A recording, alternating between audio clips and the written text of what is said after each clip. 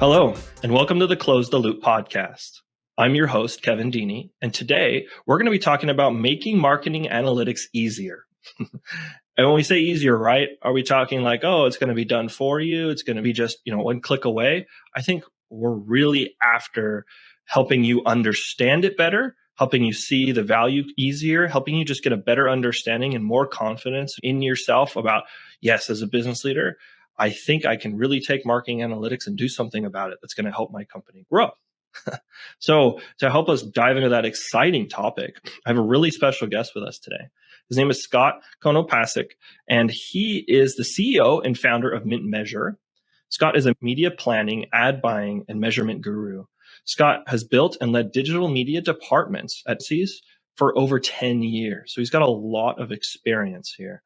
He has worked with brands like the American Red Cross, Slack, Bumble, and Jenny Craig, some very big companies.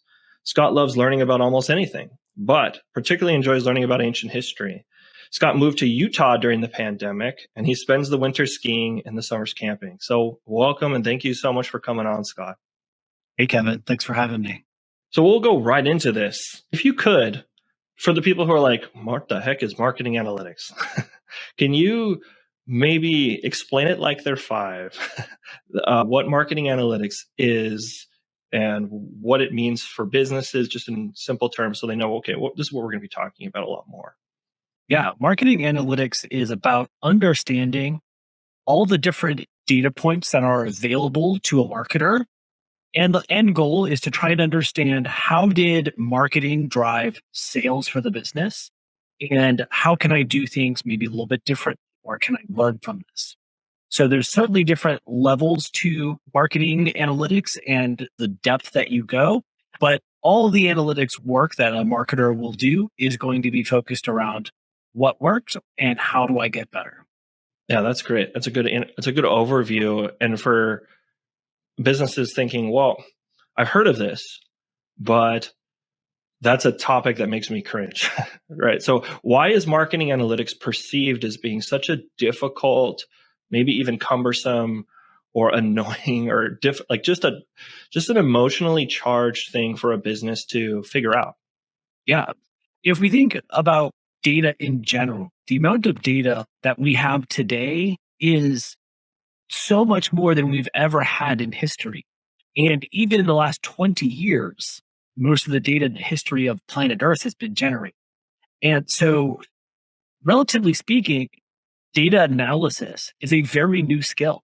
Being able to look at data sets, find connections, and then understand what that means is only something that we've had to do realistically since like 2008, 2010, at least in a marketing sense.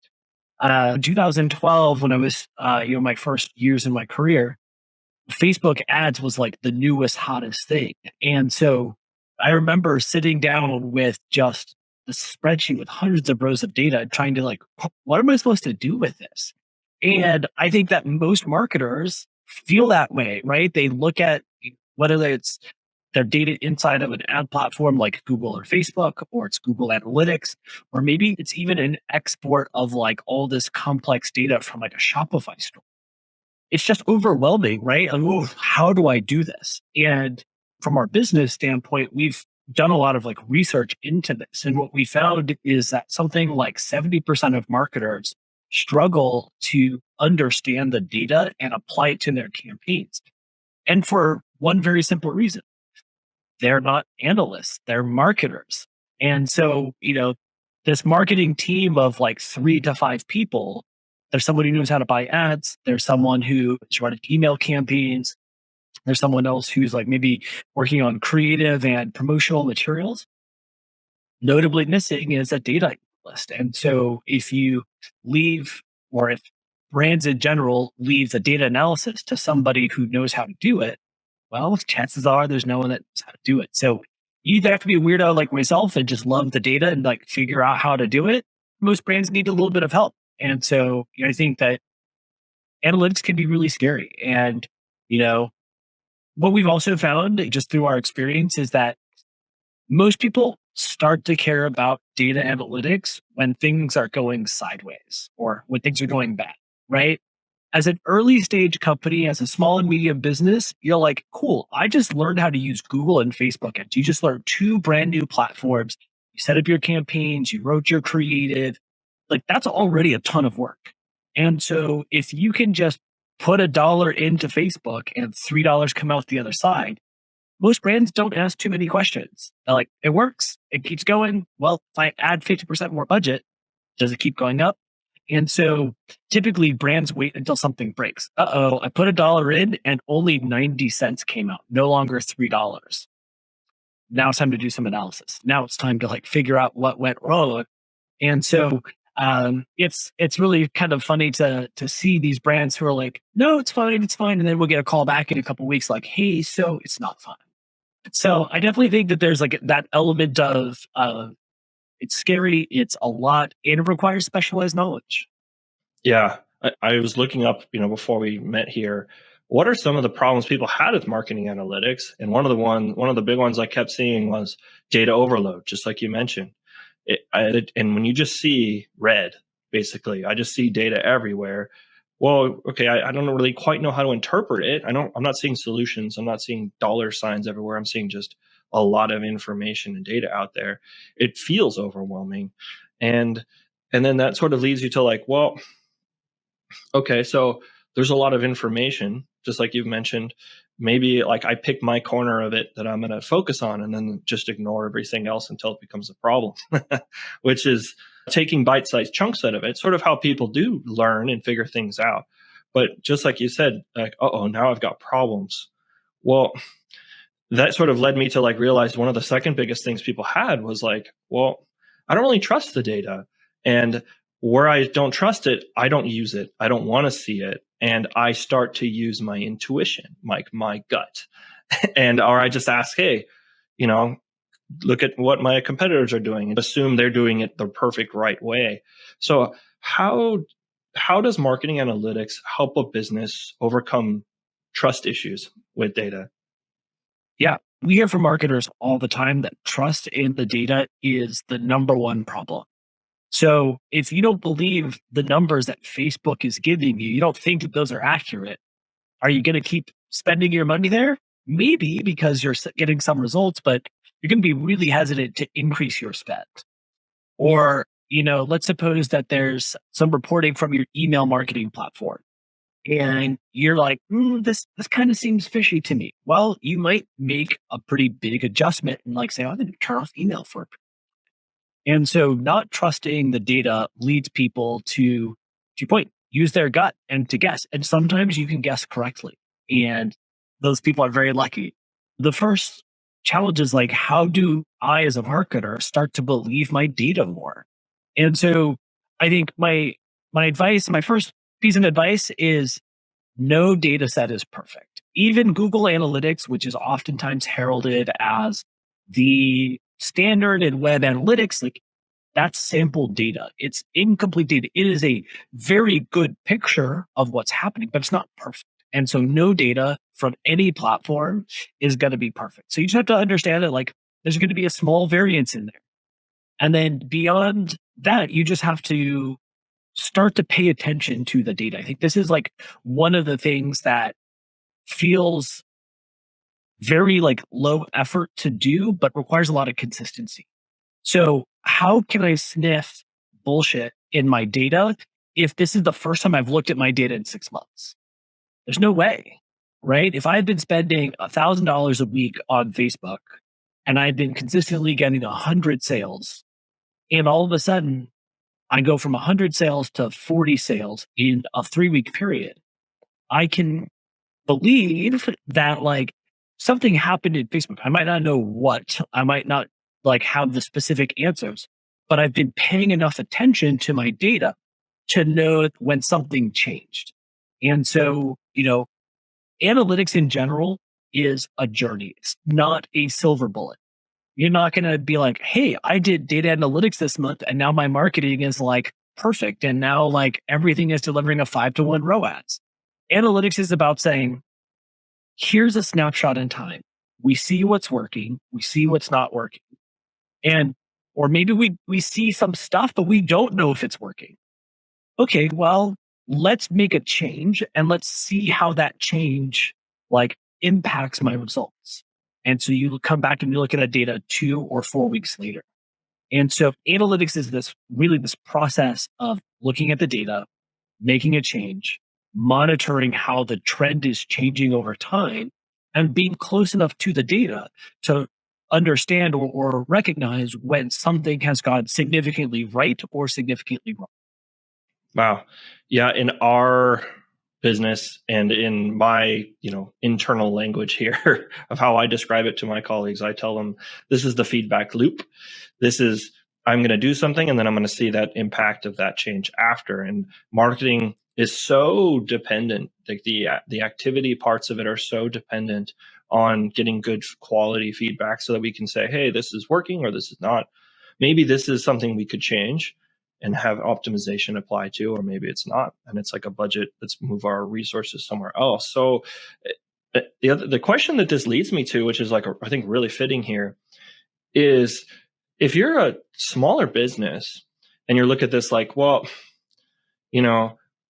I did some college, I maybe graduated, I have a business, I'm wearing my business hat most of the time. Other times I'm putting on my hiring hat, and I have a hat rack with a lot of hats on it. And you know what I mean? So I think I've heard that it's like, well, man, putting on the marketing hat and the analytics hat, it's heavy. So how does a business who doesn't have like dedicated people, is there a way that they can make it easier, or is there like what things can make it easier so that someone who's got a lot of hats doing a lot could still, just as you described, still have a feel of what's going on there, so they would be clued in, okay, this is what's working or not working, and they could still effectively do the marketing analytics without a whole marketing team, without a whole marketing analytics position or role or department there, and still be effective at doing marketing using some bits of marketing analytics? Yeah. So there's three options that the small business would have. One is the owner picks up another hat, puts on that hat, and says, I'm going to learn it. As a business owner myself, I can say that that is usually not the solution. The second option is to either hire for that role or to, carve out the time with one of your existing marketing staff and get them trained up on it. So you have that internal resource. And then the third option is to outsource it. And I know that a lot of business owners are very hesitant to outsource analytics or something that is like so sensitive to the business. But analytics is a very special set of knowledge. It's a very special skill set. And paying someone $1,000 to $3,000 a month to do some analysis, provide a clear, concise report, let's call it $2,000 a month. That $2,000 and the hours spent by that specialty person is going to deliver way more value and way more like specific knowledge around your business than the owner learning it themselves or training somebody else. It's like, could I spend, a quarter and a few $1,000s for my internal person to like take an online course to do some stuff? Yeah. But they're going to be operating, let's call it at a 201 level. But an analyst, a specialty person that you pay a couple $1,000s a month, they're going to be operating at a 401 level. And just the quality of work that you're going to get is going to be a lot different. Every business needs to evaluate what makes the most sense. I think an apt analogy is like, could a business owner build their own website? Probably. There are tools like Wix. But like if you hire a web designer, the things that they're going to build and the creativity that they're going to bring to that project is just far and away more than you could do yourself. So it's the same type of thing with analytics. And so it's worth considering for businesses to outsource. I think that's a really apt analogy there. A lot of times a business is serving a function where, their customer could maybe do it themselves. So it should be something that you could digest and be like, yeah, we do the same thing with our customers. They could probably try to do it themselves. They could go to school for years and figure it out, or become a doctor and try to figure out their own diagnosis, or become an attorney and then try to defend themselves. But there's a reason why those things are specialized, right? So in terms of marketing analytics, like what it's doing, what's going on there, like the nuts and bolts of it, the data, the information itself, right? So how is marketing analytics and the information that it provides a business, how is it adding value to a business? It's a really great question. There are a number of different ways to quantify value. And so oftentimes there's just value in understanding what's happening, right? And if you are spending money on 3 or 4 different ad channels, you might be profitable, you might be growing your business, but the value in understanding, for example, which of those channels are your growth driver and which of those channels is just capturing the demand in the marketplace, that's hugely valuable because you can like adjust your marketing strategies in ways that you can't without that knowledge. So like sometimes just like having that information and that insight allows you to start thinking different. So I would call that like informational or strategic value. And we spend a lot of time in our business talking about the practical value. And so we like to say that analytics without action is just research. And like you're not going to commission tens of thousands of dollars and use a research and then like say thank you and put it off to the side. Like you want to do something about it. So we really push the practical value, the practical application of this data. If I learn something about an ad channel or a marketing tactic that is or isn't working, I want to then adjust my ad spend, or maybe it's my creative strategy, or maybe it's how much I'm spending in that channel. We always try and push customers to like look at here's the data that I have. How can I draw a line between this and a result or an action that I want to take? You want to be able to know at a high level, this is what's working. This is the role of this channel. But then more tangibly, next month, I'm going to do these 3 things differently because this is what worked better last month. And so you called it this feedback loop. That's exactly what it is. It's okay, I understand strategically what's happening. Now I need to apply that practically to my ad spend.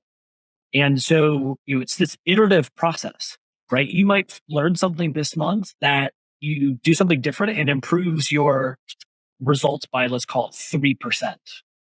Okay, well, the next month you're going to do something else that's going to improve your results by 5%. Wow, you had a really big month. You improved your results by 5%.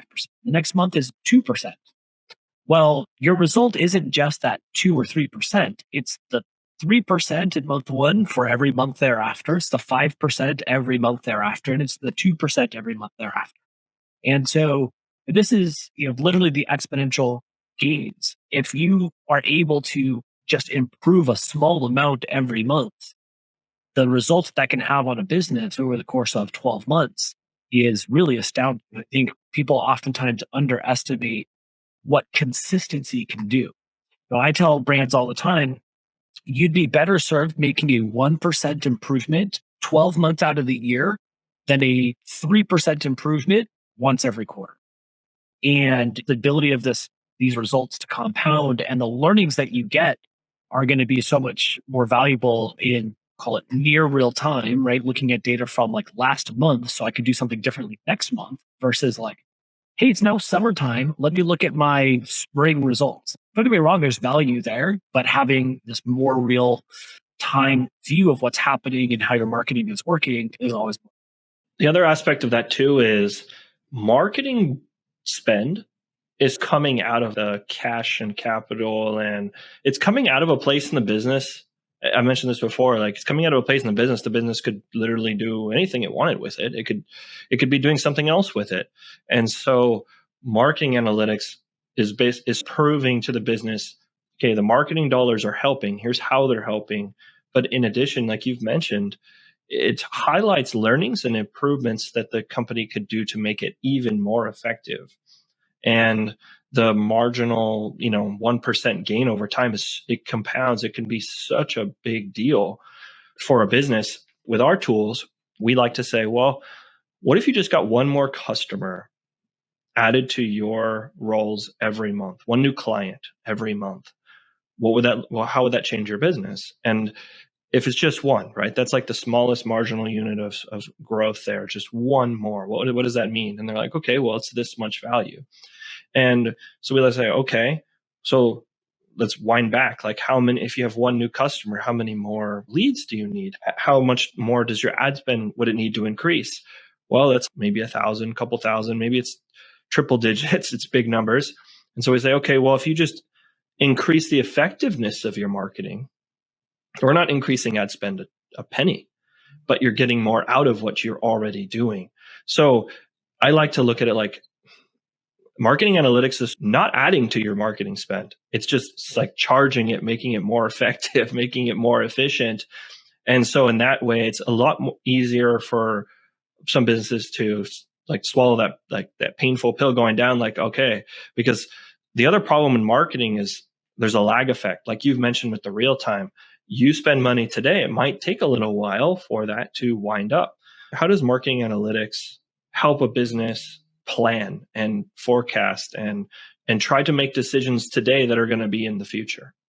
Touched on a couple of like really good things there. And I just want to kind of add one of my favorite expressions from John Wanamaker's, the quintessential, I'm wasting half of my money on advertising. I just don't know which half.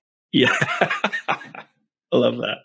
And it's like, well, like, what if you could just, to your point, improve that by a tiny bit? What does that do for your business? And what does that mean?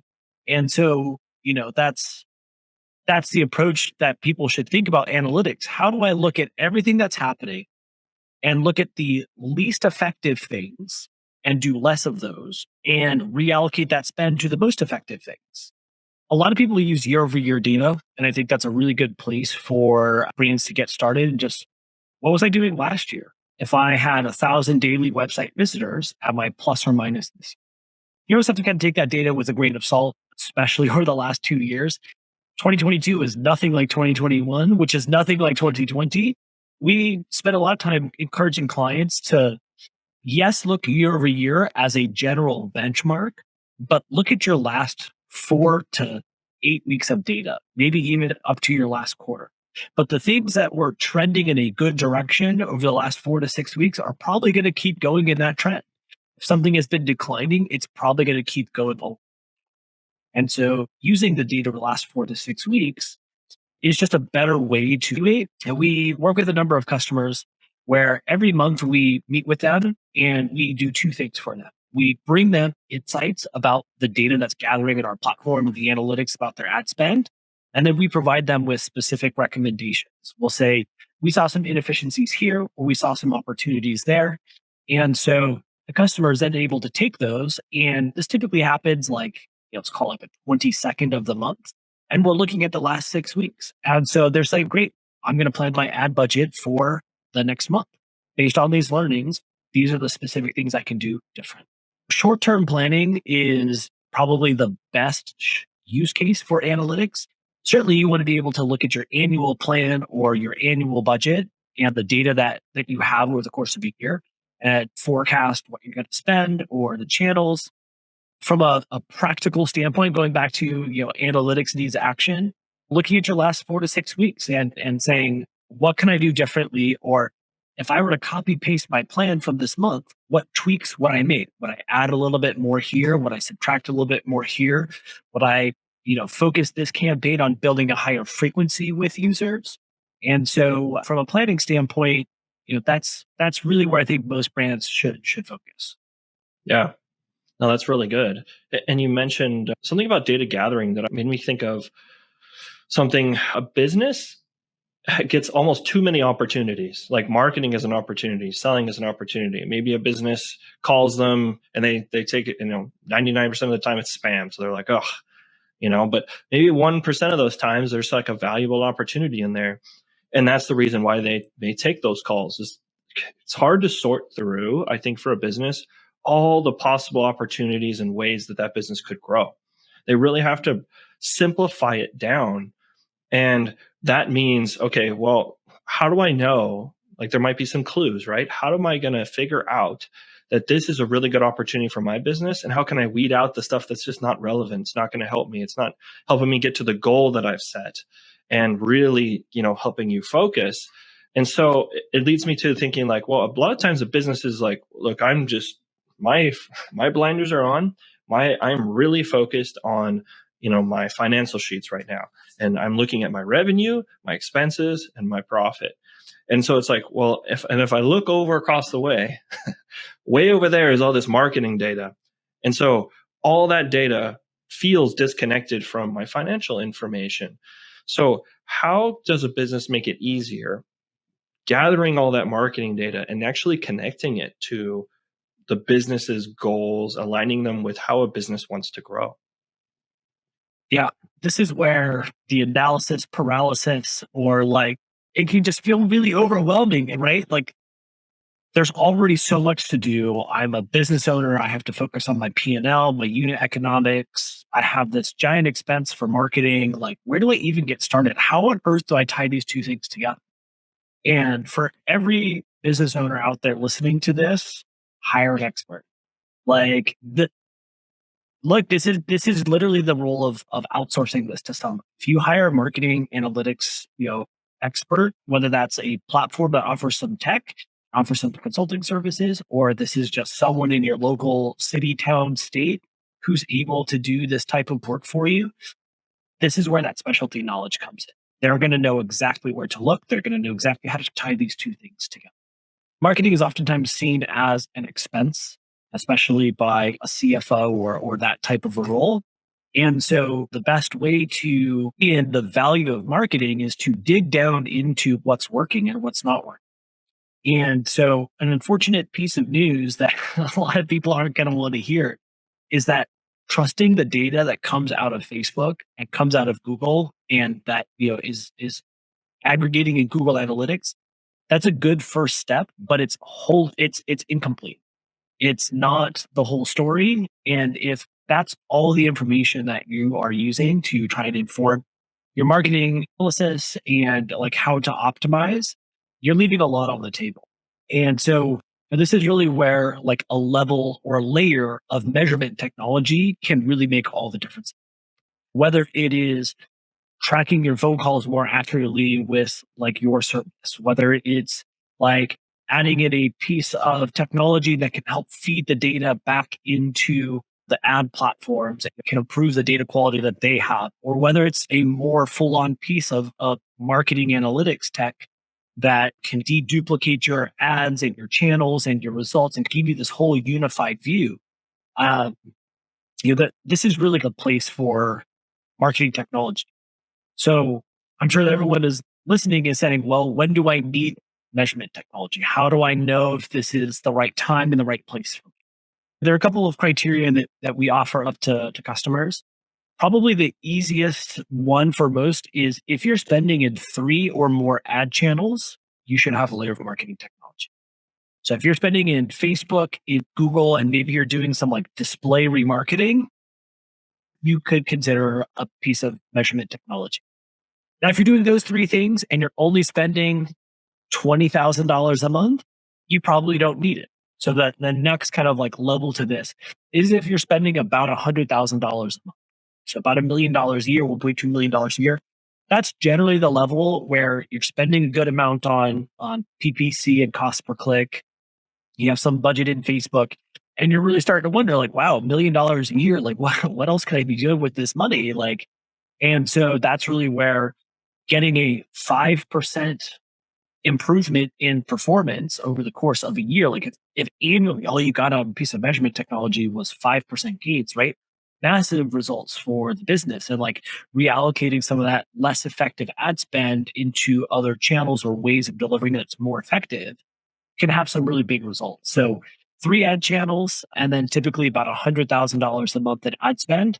If you're below that, you're probably still in that mode of $1 into the machine spits $3 out.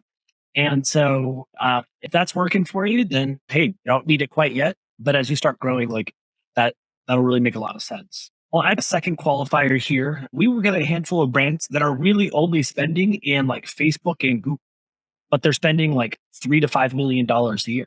That's also a moment where you would say, hey, like measurement technology could really help me out, because again, if you could only improve a couple of percentage points on $3 to $5 million of ad spend, that's huge downstream results in terms of new leads, new customers, top line revenue. There's different needs, and every business is going to be a little bit different, but those are generally when going to get the most value. I always picture like the cartoon of a prison yard breakout. And if your fence has like a hole in it, and well, everyone's going to escape. Like in marketing analytics, if you're tracking with a laser how everything is coming in and how your marketing channels are interacting, engaging with your leads, turning them into prospects, and then you hand it over, and then suddenly there's absolutely no data, well, that's the hole in the prison yard and everyone busts out through there. So your marketing analytics data is limited. The way I always look at it is it's always limited by the business's inability to track whatever really critical, important thing isn't being tracked. I always like the first pass assessment. What are the biggest success points that are happening in the business? And it's usually, well, there's the sale, there's the lead, right? Just to start there. In between those points, there's probably quite a bit. Before that, there's a lot. So is the business tracking those points where it's very clear, it's very accurate that those are happening. The tracking or measurement is very accurate when someone buys, hopefully. So yeah, so those are really critical points. And if you're not measuring those accurately, it makes all the effort you've put somewhere else in the marketing analytics, it's not helping it, I would say. It's still maybe valuable to improving how the marketing is doing within a channel or within a campaign.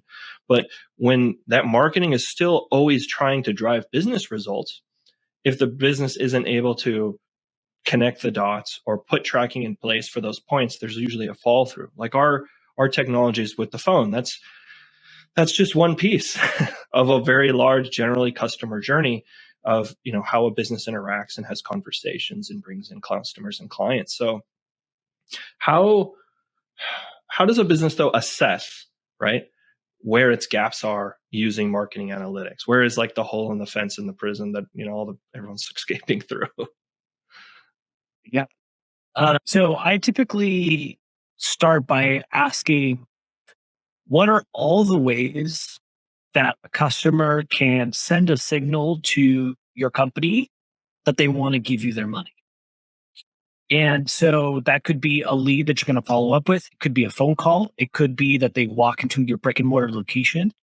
It could be that they are initiating a checkout online.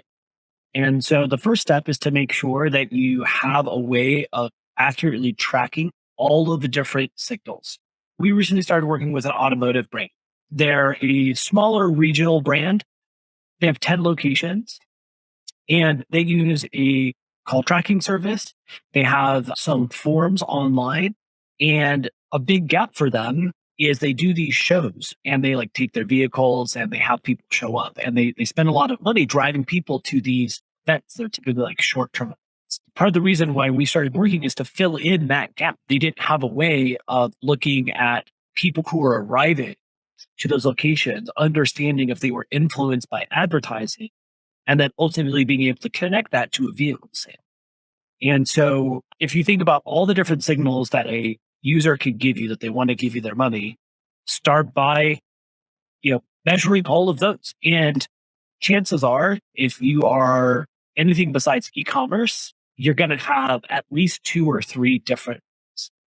There are free tools that can certainly help with some of this stuff as your business starts to scale up and as you start spending, say, upwards of $500,000 in advertising. That's really where like specialty data, specialty providers, measurement technology can really start to deliver strong. Yeah, no, that's a huge example, because just as an example from something that happened to our client was spending a huge amount of money in ad spend. And they were really being very efficient on that end. They were really optimizing it. What we found was they only had one number, one line for people to call in on. And we found that about 70% of the calls they got just went into the abyss.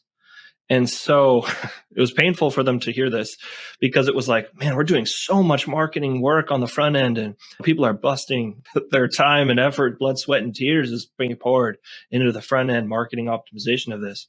We're passing everything over, but at one point there's this critical phone call that has to be made. And because there was nothing to tell them that they weren't coming in, they just assumed, there's this huge drop off right there. And so the marketing was working with that. They were trying to optimize for that. It turned out that if someone called between 11 and 12 when the person was on lunch, there was no, people weren't getting through. It also turned out that if marketing sent a bunch of stuff all at once, the busy line came and then people weren't calling back after trying 2 or 3 times. So it didn't have anything to do with marketing, and marketing didn't really want to look farther down the funnel into the operational, how is this going?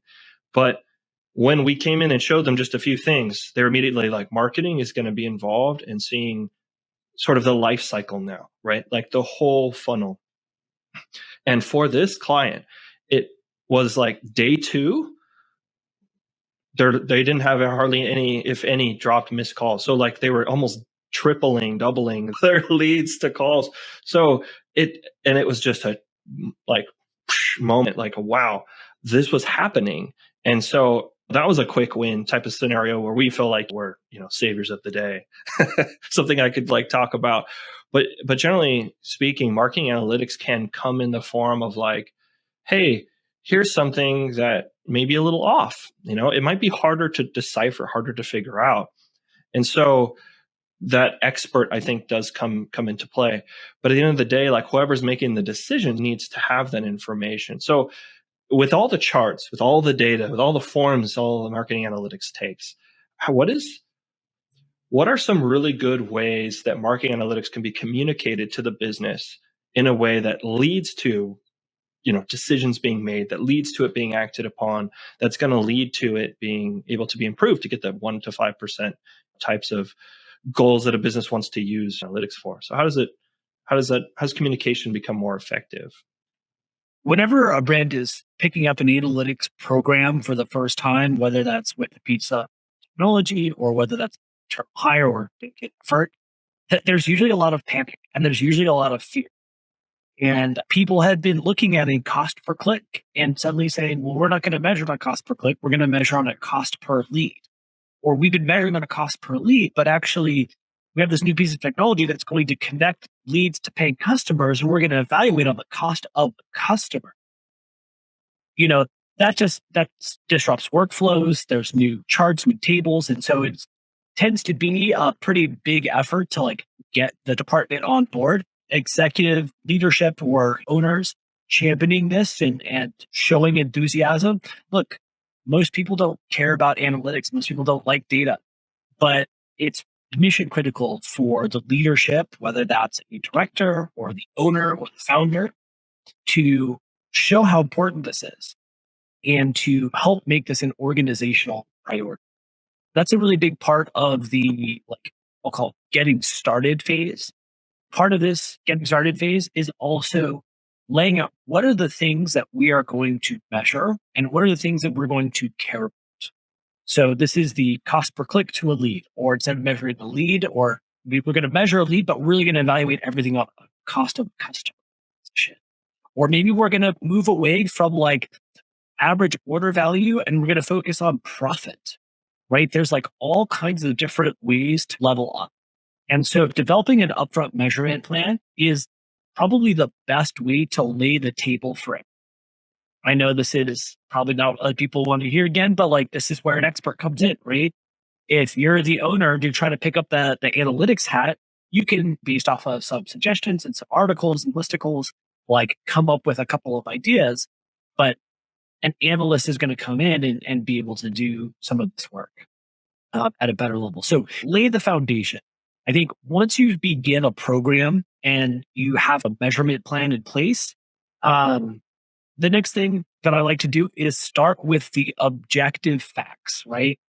People are going to be a little bit nervous. Work is going to be changing. The things that the marketer was graded on and they were like doing a good job are going to be changing and things might not look so good. So like let's lay the facts, the objective facts on the table. And it's important that everybody, whether that's the owner or the marketer or anybody else involved, was able to remove some of their emotion from this. And so I really like to start with customer journeys. And I always ask the question, how do you know how to deliver your ads effectively if you don't know how long it takes to sell your product? Well, like if I have a 2-week sales cycle, that's a very different way of delivering ads than if I have a 30-day sales cycle or a 60-day sales cycle. The needs of the business and the needs of the ads are fundamentally different in each of those scenarios. And so that's typically where I like to get started. Here's how customers are currently coming into the website.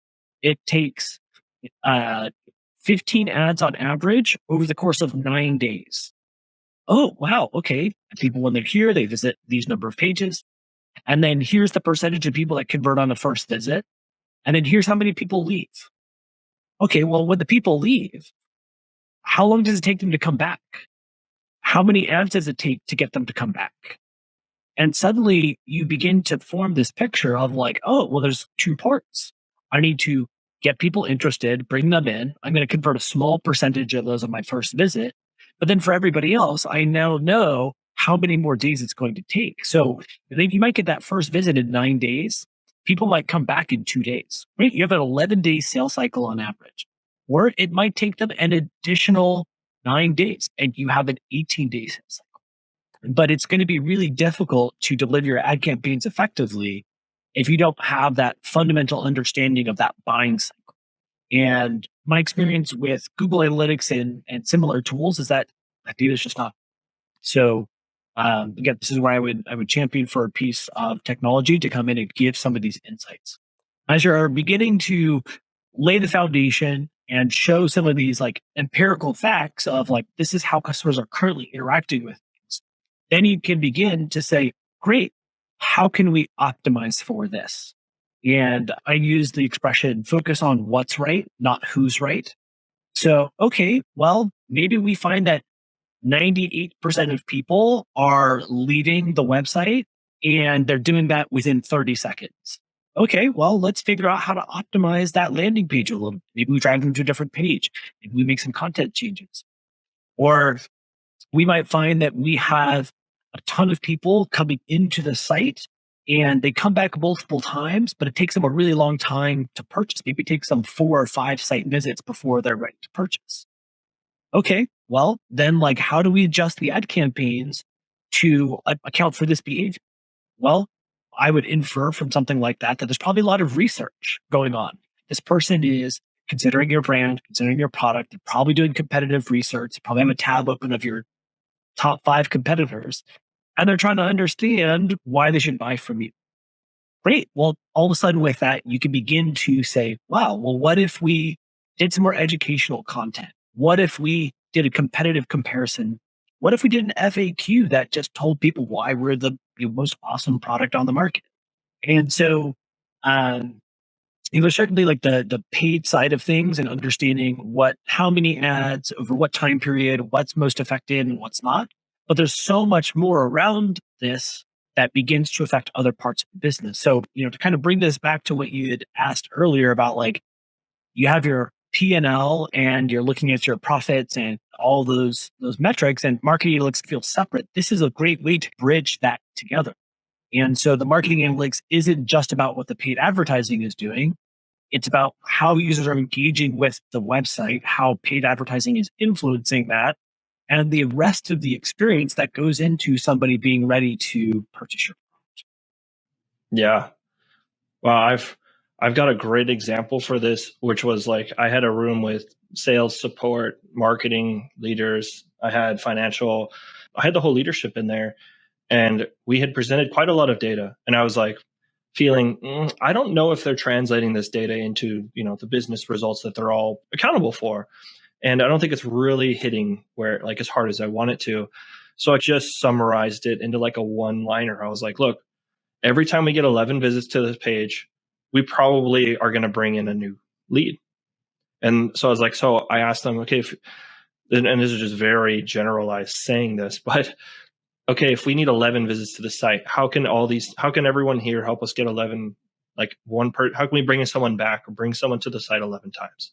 And the sales team was like, well, we could call them and we can send them an email, and support's like, yeah, we could probably do that with current clients. And marketing was like, well, we're going to do this, this, and this. We tallied it up and it was like 9. So we were like, well, how can we get 2 more? And then everyone was working together. So I think sometimes like you mentioned, like you've identified the problem, almost like here's the problem, here's the question we're trying to solve. Marketing analytics is so good at taking those questions and being able to give you so much insight. And then once you have that, you can again frame it around, okay, well, how can we work together to solve this problem? It might be a marketing only world where marketing analytics is serving marketing and that's where the data is ending up. But if it's also allowed to help the rest of the organization, there's some learnings there. Sometimes it's like, hey, this page is seeing a lot of traffic. And sales is like, wow, really? That's interesting. I've been telling everyone about that page. Okay, well, maybe that's where it's coming from. And everyone gets that. It's like a shared knowledge becomes so valuable. Was there anything else about this topic, Scott, you wanted to mention that we haven't talked about yet, or anything you wanted to re-emphasize that was really important to you? Yeah. So I think to wrap things up, I want to offer what I'm going to call like some really core things that the marketers, the business owners can do that can help set you on the right track. Probably the first thing is to evaluate, do you need measurement technology? Are you at a place where you can benefit from it?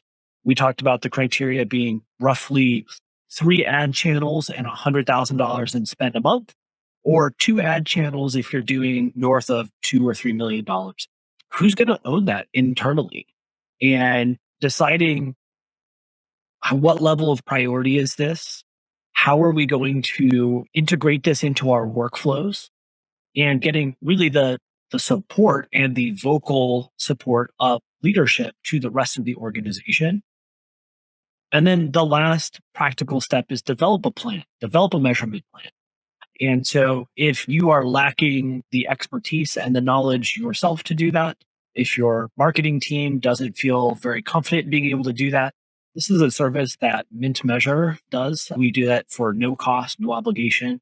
Feel free to send us a request on our website. We'll develop this plan for you. And if you're not in a place where you can benefit from our technology, that's totally fine. We'll develop a marketing plan or a measurement plan for you anyways and set you on your way. And so, these are really the core things that I would suggest that every business really do. And then your marketing plan or your measurement plan is going to lay that foundation and stay close to your data. It's more important to review it once a month, really spend a couple of hours doing that than it is to deep dive on it once. If you can do those things and have a plan of action, stay close to the data, when you make those adjustments and something goes terribly well or terribly wrong, you'll be able to understand where that came from to get better and smarter over time. That's great.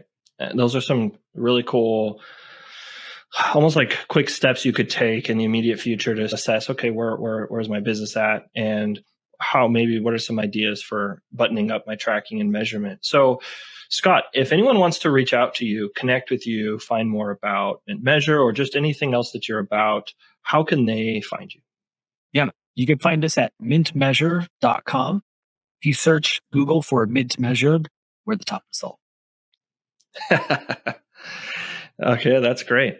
Thank you again, Scott, for coming on and talking about helping businesses to help them understand, get more confident, and ultimately to improve their marketing with some marketing analytics, making marketing analytics easier.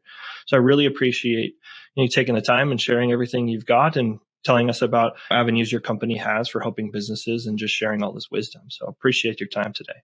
Yeah, absolutely. Happy to do this. And thanks everybody for listening to the Close the Loop podcast.